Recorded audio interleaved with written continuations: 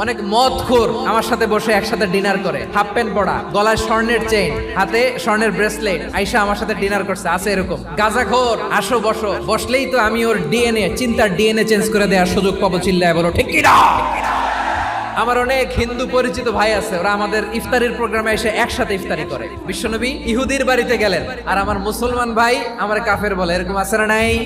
মুসলিমরা দেখতে পারে না, সহ্য করতে পারে। বিষ্ণু ইসা ইসলামের খাদেম ছিল ইহুদি, এতদিন খেদমত করলো, একদিনও বিশ্বনবী ওর কালিমার দাওয়াত দেয় নাই। কারণ কি? বিশ্বনবী একটা ভালো সময়ের অপেক্ষা করতেছিলেন, দায়ী সুযোগ খুঁজে কখন দাওয়া দিলে ব্যাটে বলে হবে, ঝোপ বুঝে কোপ মারে। বিষ্ণু ইসা ইসলাম ভালো সময়ের অপেক্ষা করতেছিলেন, দেখি আস্তে আস্তে এমন সময় আসছে, ছেলে এবার মুমূর্ষ, যখনই টাইমিং পেয়েছেন দাওয়াত দিলেন, পড়ো লা ইলাহা ইল্লাল্লাহ। প্রতিবেশী ইহুদি হোক হিন্দু হোক, যাবেন, সুসম্পর্ক রাখবেন, উপহার দিবেন, বিপদে পাশে দাঁড়াবেন, অসুস্থ হইলে একটু আপেল নিয়ে যান, আঙ্গুর নিয়ে যান। ইসলামের বিউটি দেখে, সৌন্দর্য দেখে অবাক হবে, নসিব ভালো হলে কোনোদিন কালিমা পড়ে মুসলমান হয়ে যাবে।